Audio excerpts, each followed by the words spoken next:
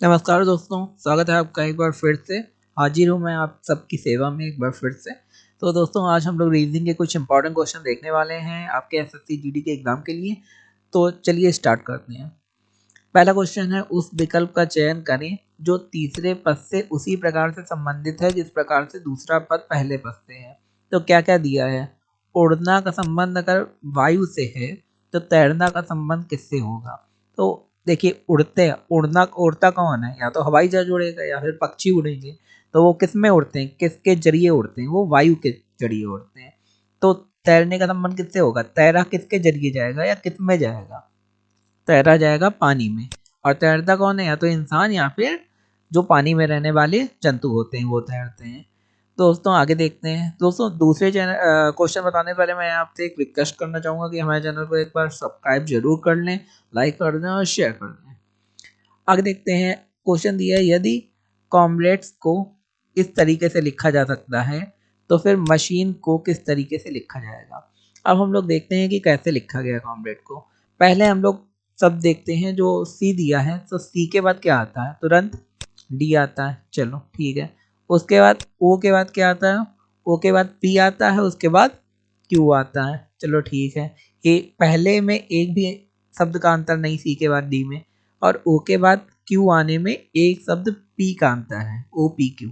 उसके बाद M, M के बाद एम एन ओ पी, मतलब दो शब्दों का अंतर हुआ, दो अल्फ़ाबेट का। और फिर इसका मतलब यहाँ पे आर और वी में तीन अल्फ़ाबेट का अंतर होगा। तो R S T U V, मतलब तीन अल्फ़ाबेट का, मतलब धीमे धीमे बढ़ रहा है। तो यहाँ पे अगर m दिया है तो m के बाद यहाँ पे क्या आ जाना चाहिए? यहाँ पे आ जाना चाहिए n, मतलब एक अल्फ़ाबेट का अंतर। यहाँ पे फिर तुरंत m के बाद n आया। उसके बाद a के बाद b छोड़ के c आना चाहिए। तो चलो c लिख लेते हैं। आगे बाद सी में सी के बाद डी ई छोड़ के एफ आना चाहिए। चलो एफ लिख लेते हैं। तो आगे क्या दिया है? एच दिया है। एच में और अल्फ़ाबेट छूटेंगे। तो पहले देखते हैं एमसीएफ किस में दिया है। तो एमसीएफ इन चारों में दिया है। इसमें भी एमसीएफ दिया है, इसमें भी एमसीएफ दिया है, इसमें भी एमसीएफ दिया है और इसमें भी एमसीएफ दिया है। तो फिर आगे एक बार और देख लेते हैं। तो मतलब एच के बाद जो तीन अल्फ़ाबेट छोड़ेंगे, एच के बाद तीन अल्फ़ाबेट छोड़ते हैं, आई जे के एल। तो एच की जगह यहाँ पे एल आना चाहिए। तो इसमें देखो किस में एल आ रहा है? खाली लास्ट वाले में एल आ रहा है। तो हमारा ये लास्ट वाला घा नंबर सही हो जाएगा। तो दोस्तों ये तरीका है इसे सॉल्व करने का। क्योंकि एग्जाम में टाइम बहुत कम होता है तो आपको जल्दी जल्दी वहाँ दिमाग लगाना पड़ेगा। यहाँ पे तो मैं अच्छे से समझा दे रहा हूँ, तो यहाँ पे समझ के जाइए और वहाँ पे करके आइए। यहाँ पे देखते हैं क्वेश्चन।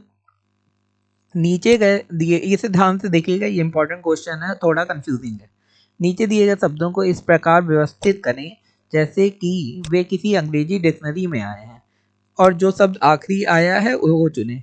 अब ये तो दिया है कि अंग्रेजी अंग्रेजी डिक्शनरी में जैसे आए हैं वैसे लिखें। तो अंग्रेजी डिक्शनरी के हिसाब से ए बी सी डी के क्रम में जो पहले आया है वो पहले लिखा जाएगा। लेकिन उसके बाद ये भी दिया है जो शब्द आखिरी आएगा वो चुनें। मतलब जो अंग्रेजी अल्फ़ाबेट डिक्शनरी में आखिरी शब्द आएगा उसे चुनें। तो चलिए स्टार्ट करते हैं। देखिए यफ जो है वो सब में आया है पहले। फिर एफ के बाद क्या आ सकता है? जी H I J K L M N O P Q R. तो जो ओ है वो पहले आया है और आर बाद में आता है। तो इस वाले को पहले से हटा देंगे क्योंकि इसमें लिखा है जो शब्द आखिरी आया उसे चुने। तो हम लोगों को आखिरी वाला चुनना है, तो वो पहले आ रहा है आर के, तो वो हटा दिया।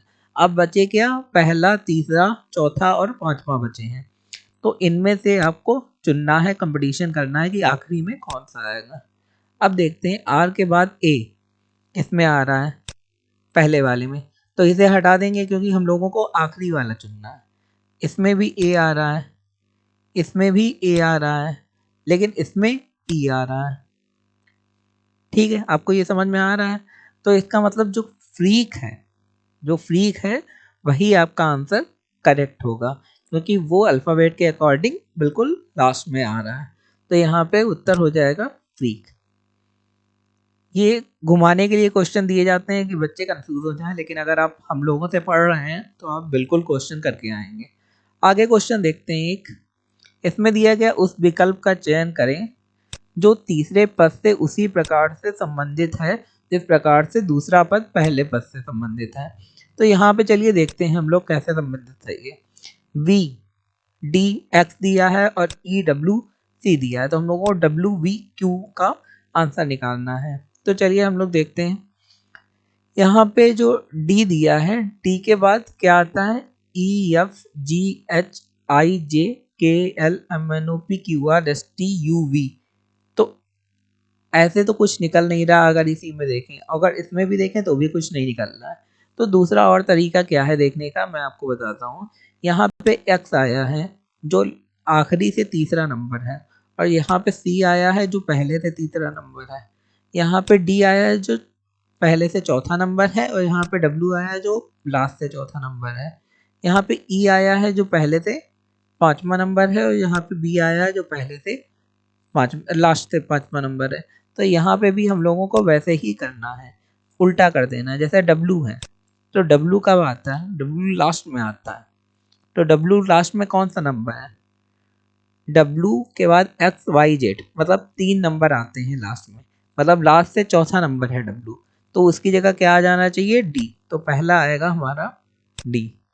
और अगर आपके पास टाइम नहीं है इसे निकालने का तो आप यहाँ भी देख सकते हैं क्वेश्चन में कि W की जगह क्या है? D। उसके बाद B आता है, B पहले से दूसरा नंबर है, तो लास्ट से एक नंबर पहले कौन सा होगा? Y। तो D के बाद Y, और डी वाई आपका निकल आता है, तो आपको आंसर पता चल जाएगा कि ये वाला आंसर सही होगा। वैसे डी से ही पता चल जाएगा कौन सा आंसर सही होगा। कम टाइम का उपयोग करके आपको ज़्यादा से ज़्यादा जल्दी से जल्दी सॉल्व करना है। आगे देखते हैं, यहाँ एक कृत्रिम भाषा में कुछ शब्द दिए गए हैं, तो जो शब्द दिए गए हैं उन्हें चलिए देख लेते हैं हम लोग। पहले दिया गया है वो मोक का अर्थ दिया गया हैंडशेक। आगे वो टे का अर्थ दिया गया है शेक आउट। आगे जैम टे का अर्थ दिया गया है आउट स्मार्ट। तो आपको बताना है कि किस शब्द का अर्थ है स्मार्ट टेस्ट। तो इस चीज़ का बड़ा ध्यान रखिए कि यहाँ पे जो स्मार्ट टेस्ट दिया गया है वो शब्द नहीं है, वो शब्द आपको ढूंढना है जिससे ये वाला बनेगा, मतलब इधर वाला शब्द ढूंढना है। तो चलिए स्टार्ट करते हैं, देखते हैं कैसे ढूंढ सकते हैं। आप पहले ये देखिए कि इसे हटा देता हूँ जिससे आपको समझ में आ जाए। तो पहले आप ये देखिए जो VOF यहाँ पे दिया है, तो यहाँ पे भी VOF है, मतलब दोनों में VOF सेम है, और बाकी वाले अल्फ़ाबेट अलग अलग है। यहाँ पे TAY और यहाँ पे TAY सेम है, बाकी अल्फ़ाबेट दोनों में अलग अलग है।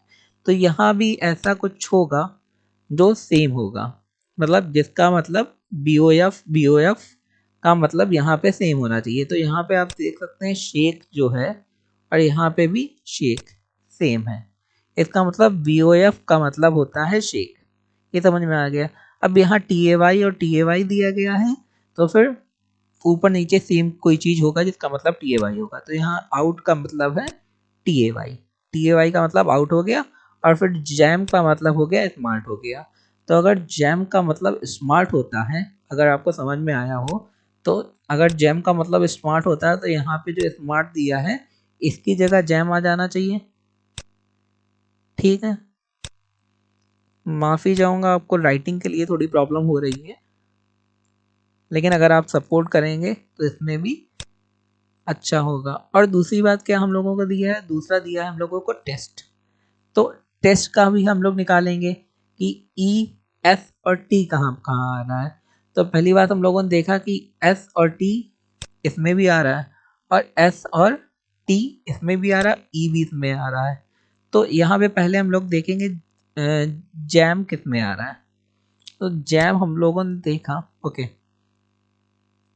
यहाँ पे देखिए जैम किस में आ रहा है?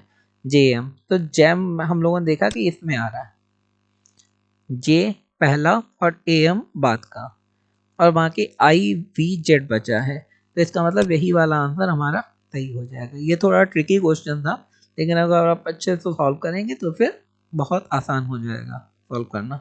आगे देखते हैं क्वेश्चन। दिए गए विकल्पों में से अक्षरों की एक जोड़ी को ज्ञात करिए जो दिए गए जोड़े के अनुरूप है। तो क्वेश्चन क्या दिया है? क्वेश्चन दिया है SJC और HQX। तो यहाँ पे देखते हैं कैसे सॉल्व कर सकते हैं। पहले से तीसरा नंबर देखें तो सी आता है, लास्ट से तीसरा नंबर देखें तो यस आता है, वही तरीका है बिल्कुल। तो अगर पहले से देखें A B C D E F G H I J, तो पहले से 10वां नंबर देखें तो जे आता है, और लास्ट से अगर 10वां नंबर देखें तो फिर क्यू आता है। ये भी आपको समझ में आ गया। तो इसका मतलब ऐसा हम लोगों को देखना है जिसमें पहले से और लास्ट से दोनों नंबर बराबर आते हैं। अब देखेंगे कैसे, सिंपल से जल्दी जल्दी देखने की कोशिश करते हैं। सपोज करो यहाँ पे ए है, तो ए का उल्टा यहाँ पे जेड होना चाहिए, नहीं है यहाँ पे, इसका मतलब इसे गलत कर दो। यहाँ पे v है, b का उल्टा क्या होना चाहिए, यहाँ पे y होना चाहिए, नहीं है, इसे हटा देते हैं। तो ये शॉर्ट तरीका है देखने का। आगे यहाँ पे z है, z का उल्टा क्या होना चाहिए, यहाँ पे a होना चाहिए, जो नहीं है तो इसे भी हटा दो। इसके बाद यहाँ पे a है, a का उल्टा होना चाहिए z, जो कि यहाँ पे है, तो यही आपका सही हो जाएगा। तो ये शॉर्ट तरीका है, एक ट्रिक है। आगे देखते हैं, एक कोड को भाषा में ब्लेंड की जगह ENHPG लिखा जाता है, तो उसी भाषा में विनर को कैसे लिखा जाएगा। तो चलिए देखते हैं ब्लैंड को कैसे लिखा है। बी के बाद क्या आता है, बी के बाद CDE, मतलब 2 अल्फ़ाबेट छोड़ के तीसरा अल्फ़ाबेट लिखा गया है। समझ में आया आपको। इसके बाद एल के बाद क्या आता है, ABCDEFGHIJKL, फिर M को छोड़ के N, मतलब एक अल्फ़ाबेट छोड़ के लिखा गया है। फिर EFGH, फिर 2 अल्फ़ाबेट छोड़ के यहाँ पे ये लिखा गया है। फिर NOP, एक अल्फ़ाबेट छोड़ के यहाँ पे लिखा गया है। फिर DEFG, मतलब 2 अल्फ़ाबेट छोड़ के यहाँ पे लिखा गया है। तो पहले 2 अल्फ़ाबेट छोड़ा जा रहा है, बी के बाद जैसे CDE आया था, फिर एक अल्फ़ाबेट छोड़ा जा रहा है। तो यहाँ पे 2 अल्फ़ाबेट W में, यहाँ पे 2 अल्फ़ाबेट छोड़ेंगे, तो W के बाद WX Y और Z कर देते हैं यहाँ पे। तो पहला हमारा हो जाएगा Z। तो यहाँ पे देखिए Z वाले कितने हैं, 3 हैं, तो इसे पहले ही हटा देंगे कि Z वाले 3 हैं। तो इसके बाद एक अल्फ़ाबेट छोड़ेंगे, IJK, तो यहाँ पे उसके बाद K आएगा। ठीक है, तो अब देखेंगे कि Z के बाद K वाले कितने हैं। तो Z के बाद K वाले भी तीनों हैं, चलो कोई बात नहीं। इसके बाद N के बाद 2 अल्फ़ाबेट छोड़ेंगे, OPQ, यहाँ पे आ जाएगा Q, 2 बार Q आएगा। तो देखते हैं ZK के बाद 2 बार Q किस में आ रहा है, यहाँ पे Q आ रहा है, और यहाँ पे एक ही बार Q आया है, Q के बाद P आएगा। ओके, 2 अल्फ़ाबेट छोड़ना है क्योंकि Q के बाद P आएगा। चलो यहाँ पे Q और P किस में आ रहा है, ZK QP और ZK QP, तो ये वाले और ये वाले इसमें टक्कर है। आगे देखते हैं, E के बाद F और G, यहाँ पे G आ जाएगा। उसके बाद देखते हैं वहाँ पे G किस में आ रहा है, G आ रहा है, हाँ H, क्योंकि 2 छोड़ रहे हैं, तो H भी दोनों में आ रहा है।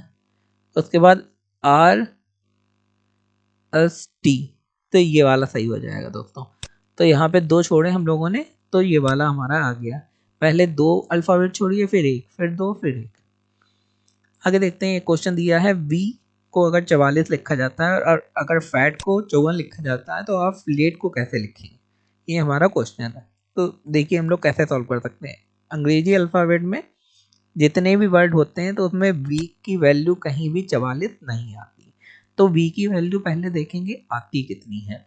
V की वैल्यू देखने के लिए आती कितनी है, हम लोग अल्फ़ाबेट काउंट करेंगे, ABCDEFGHIJKL MNOPQRSTUV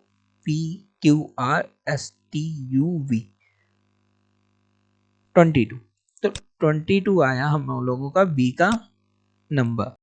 तो 22 में अगर 2 का मल्टीप्लाई कर देते हैं, गुणा करते हैं, तो 44 आ जाता है। तो यहाँ पे फैट में देख लेते हैं, तो एक A की जगह तो 1 लिख देते हैं, आगे प्लस F की जगह क्या कर देते हैं, 6 लिख देते हैं, और प्लस यहाँ पे T की जगह कितना आएगा, T की जगह रहेगा 20। तो इसका मतलब हो गया यहाँ पे हुआ 27। इन तीनों को जोड़ेंगे और 27 टूजा करेंगे हम लोग, तो फिर इसमें आ जाएगा 54। 27 का अगर 2 से मल्टीप्लाई करेंगे तो यहाँ पे 54 आ जाएगा। अब यहाँ पे लेट का निकालने के लिए क्या करेंगे, तो लेट में पहले हम लोग एल का देखेंगे कि एल का नंबर कितना होता है। तो एल का नंबर देखने के लिए ABCDEFGHIJKL मतलब 12 होता है, तो हम लोगों ने यहाँ पे 12 लिख दिया। अब ए का कितना होता है, 1 होता है। टी का कितना होता है, अभी हम लोग देख चुके हैं 20 होता है। और ई का कितना होता है, 5 होता है, 5। तो यहाँ पे कितना हो जाएगा हमारा, 20, 5, 25, 26, 27, 28 और 38। 38 हो जाएगा। 38 की टूजा करेंगे तो कितना हो जाएगा, 76। तो यहाँ पे 76 वाला आंसर सही हो जाएगा। तो थोड़ा दिमाग लगाना है, आपका सॉल्व हो जाएगा। आगे देखते हैं। उस शब्द युग्म का चयन करें जिसमें दो शब्द उसी तरह से संबंधित हैं जैसे निम्नलिखित शब्द युग्म में दो शब्द संबंधित हैं। तो जैसे तितलियां हैं, तितलियां का क्या है, लेपिडो टेरिस। तो ये क्या है, ये इसका एक ग्रुप है। जिस ग्रुप में तितलियां आती हैं, जिस वर्ग में तितलियां आती हैं उसे ये कहा जाता है। तो इसमें मानचित्र का मानचित्रकार कहा जाएगा। मानचित्र मतलब मानचित्रकार वर्ग में आता है, या फिर क्रोमोसोम वनस्पति शास्त्री के वर्ग में आता है, या गहने जौहरी के वर्ग में आते हैं, या पोस्टकार्ड डेल्टी और ऑलजिस्ट के वर्ग में आता है। तो इसमें आंसर सही है, पोस्टकार्ड डेल्टी ऑलजिस्ट के वर्ग में आता है। डेल्टी ऑलजिस्ट का मतलब होता है कि वो चीज़ जिससे कोई चीज़ पढ़ी जाए, तो पढ़ने का संबंध पोस्टकार्ड से ही हो सकता है। तो दोस्तों, अगर आपको हमारा वीडियो अच्छा लगा तो हमारे चैनल को लाइक करें, सब्सक्राइब करें, शेयर करें। धन्यवाद।